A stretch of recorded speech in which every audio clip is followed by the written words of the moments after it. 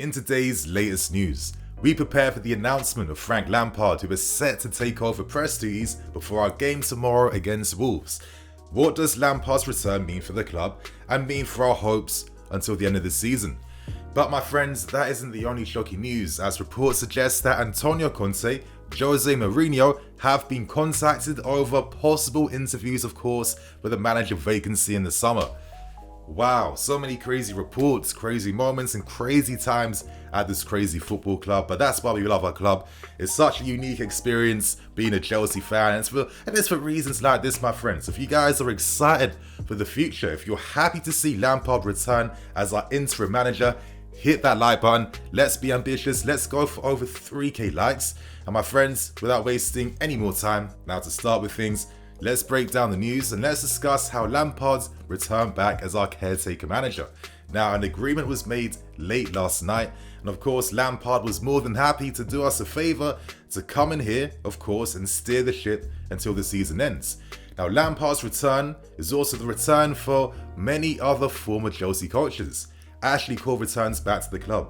Chris Jones, Paul Clement, Joe Edwards, and potentially even John Terry may possibly be part of this new staff, if Lampard, of course, is okay with that. So time is going to tell, but I'm not going to lie. If we're going to be doing things for the vibes, for the sentiment, like, I'd have to see John Terry and Lampard on the touchline together.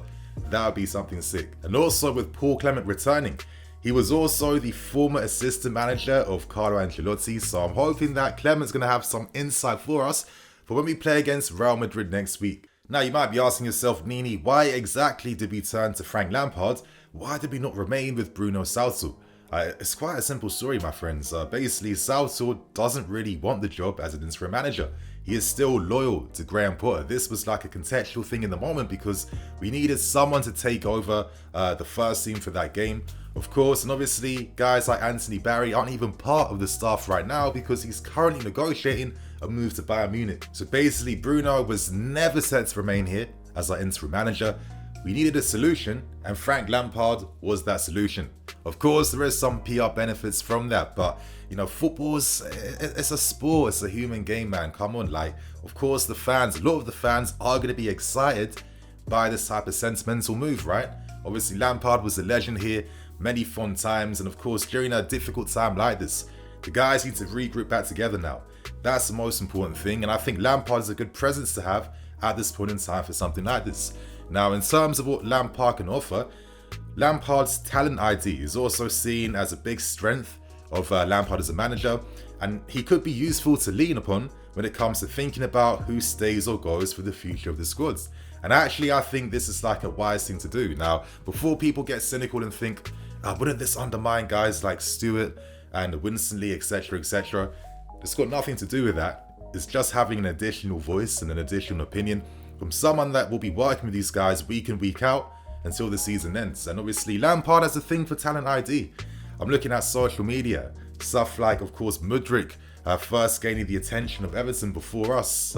We know that Lampard's wanted Osimhen back when he was at Lille. The guy has great talent ID, and I'm thinking to myself, now that Lampard's back with a squad and team like this, he must be rubbing his hands together right now because this is a massive opportunity for Frank Lampard now. But the reality behind this interim appointment is the fact that the owners of the club need to take more time in assessing who is the right manager for us to take this club to the next stage. That is the key thing right now. And obviously, the issue we have is that with all the different names up here having discussions with, not only is this going to create more time before... Now, the reality behind this caretaker appointment of Frank Lampard is simply down to the fact that we need more time when it comes to assessing who the right manager needs to be to take this football club to the next level. That is imperative right now. And the reason why time is most definitely needed right now is because with all the managers and coaches we're having discussions with all the coaches and managers sharing their thoughts, their visions, their formations, their strategies, their plans for the squad, they all have different opposing ideas. So it's not as simple as just thinking, okay, this guy's the main favourite, we put all our eggs in this basket and we're going for him. We need to take the time right now to carefully assess who the best possible option is. And I guess if Lampard is able to find solutions for this type of squad, could that also affect the management process? Because there could be new ways of thinking now. Like, okay, maybe we're seeing that the team benefits from a certain play like this. Maybe it makes more sense now to go for a Luis Enrique over a Nagelsmann. These are the type of details that can come from something like this. But regardless, this is the common sense move to make. This is the right move. Bit of PR, I'm more than fine with that. Football needs this type of stuff in my opinion, and let's see now if Lampard can take advantage of this very unique moment. So I guess right now, before I end with things, let's now discuss what Lampard needs to do. Now my mentality for Lampard's return is that this is like Frank Lampard's last dance at this football club. Now, I'm not going to talk about him potentially staying on afterwards. I think the only way for him, if he had any hopes of keeping this job, is to win the Champions League. So I'm not going to put that type of pressure out there right now. But, Lampard returns back, probably feeling like he has a sense of unfinished business here. Now, when he was first sacked, there was some criticisms behind his tactics, his ideas, his experience as a manager. Of course, we can't forget that black hole of death system that was seen as the final failing of Frank Lampard. For me, there are definitely negatives that you can criticize, but in conversations like this, why do we only pick one way and one side to see things? Why can't we assess everything together? Why can't we see the pros and the cons that did naturally come with Frank Lampard? And I think some of the positives that we have to remember is that he was working with a squad and team, during the transfer ban where he had to kind of rebuild us. He integrated a ton of young players that mostly got their professional experience playing a division below. And at the time, no one had any hope for us. There were predictions of us getting an 8th place finish or even being outside of the top 10. I knew how good these guys were from day zero because I was following them a lot during the academy. I knew we were still going to get top 4. And Frank Lampard still delivered us top 4 with a very young squad, but most of these guys were in stage 1 in their careers in the top flight. There were lows, but come on, there were also highs as well too. Let's not forget that 2-month spell we were unbeaten, but we were getting wins in Europe, wins in the league, playing expansive attacking football, high octane energy as well too, and we were showing results of that way of playing. If things were a bit different, if you didn't lose out on guys like Conte at the wrong time, injuries coming at the wrong time, and of course falling out with players too as well, who knows what happens? But right now, he comes back and he sees the quality and level of player at his disposal that is a lot higher and better than what he was working with back when he was here the first time. There's no Jorginho, there's no Alonso. It'd be very interesting to see whether guys like Kepa and Kovacic maintain their places in the team as well too, because these guys were kind of vocal critics of Lampard after he was dismissed, of course. Stats still support the idea that we had some of our best creativity and our best XG records under Frank Lampard's spell. So, his football wasn't all terrible, it wasn't all bad. It needed more support. That's why he was screaming for a DM for so long, but now he comes back at the right time where we have an Enzo Fernandez. Kante is just returning back. He's playing his 4th game under 4 different managers. It's absolute comedy. But now he has talents like Mudryk and Felix, and Mount could probably return back. The defense is fully fit. Left footers in the defense as well too. Right now, he has everything he technically needs if he wants to bring back his attacking 4-3-3. And I think when you play this type of football, you need to have the right personnel behind you.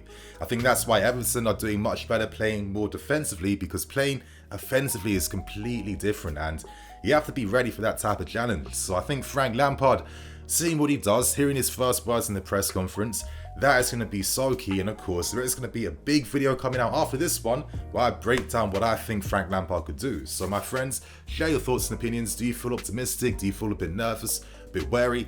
You're all entitled to how you feel.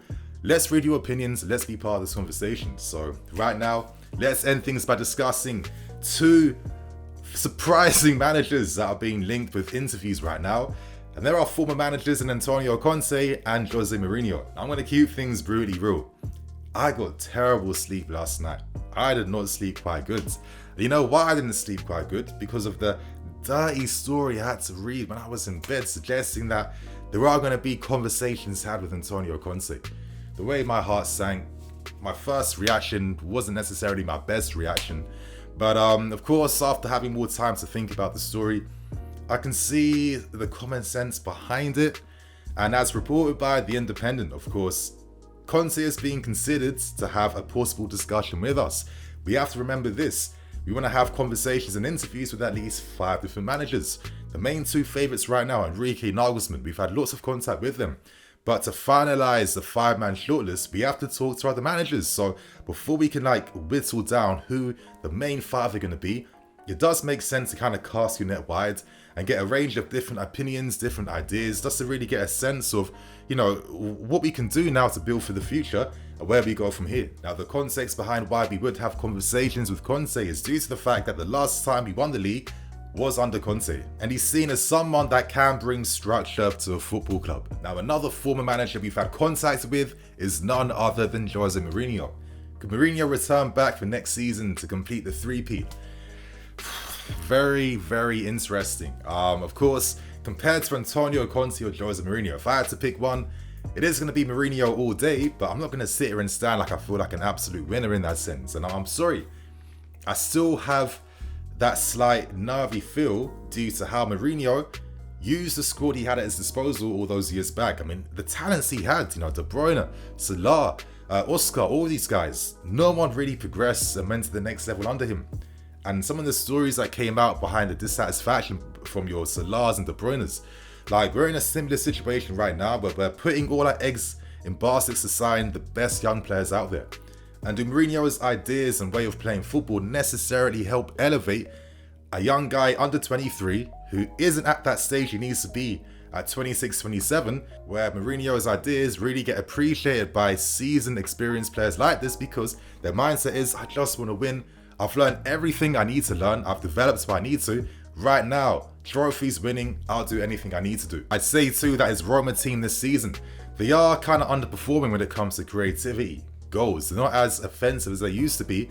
And this is my thing with Mourinho. Right now, is he able to necessarily adapt his teams to improve them season by season? Because, I don't think necessarily turning towards the market every single time to help you is the best solution in the long term. Yeah, it's going to help you paper over a crack, but most of these players will fall in the same bracket of not being able to improve their own game because the way we play doesn't really allow you to cultivate your skill set and your talent. Of course, Mourinho's character, personality, these are things that can definitely help us for sure, but I just think that for the age the squad's at, I don't know if that's the right appointment. And my thing with Antonio Conte is that he doesn't get his teams to dominate. That's my most frustrating thing. How many times do his teams play without possession, allowing the opposition to come onto them because the tactic and strategy is we want to pick you guys off in the counter-attack. That is such a frustrating and for me, personally, a bit of a boring way to play football. And with the talents we have, I don't think someone like a Felix would appreciate being used in a manner like this, knowing the fact that he never played his best football under Diego Simeone. For me, I don't want to see this guy here at all. I think it's kind of crazy, but this is the Antonio Conte PR machine, right? Every time a job isn't going well for him, he has this supernatural ability to know when to start diverting blame and attention and focus into other areas. And his reputation is obviously untarnished. He's not affected by anything. But for me, you guys know this. I've been quite vocal. I've never really been a fan of Conte. I don't like the negative type of football where it's you give too much respect to the opposition. And I feel like, Spurs fans have constantly been critical of this as well too. Of course, playing under him, I don't see how he really improves players. I think he can be quite divisive at the top at times. And, do I think using a back three system for this squad and talent we have right now is the best thing for us to be that club that challenges Madrid and Bayern Munich? Absolutely not. I think this would just be a panicky short-term type of move. But I respect why you would have conversations with figures like this. But I can't help but feel this would be peak insanity. We do nothing in the cup games. We do nothing in Europe under Antonio Conte. And I think the players would kind of suffer playing their football. And I think a lot of these guys are past doing that right now. We've been doing it for so long that this would be a step backwards. And I think this is why, Spurs going from Pochettino to Conte, Mourinho, they're a testament to the lack of progression, right, over the years. So yeah. Respect these guys, but they can't be part of the future. But that's only my opinion. Share yours below. And my friends, now I'm going to wrap things up, keep things moving, because I need to start editing the other video breaking down Lampard's predicted lineups against Wolves. So make sure you guys have the bell notification buttons on. And in EFC, the Sis Blue Lions TV. I'll catch you guys later with some more videos. Cool.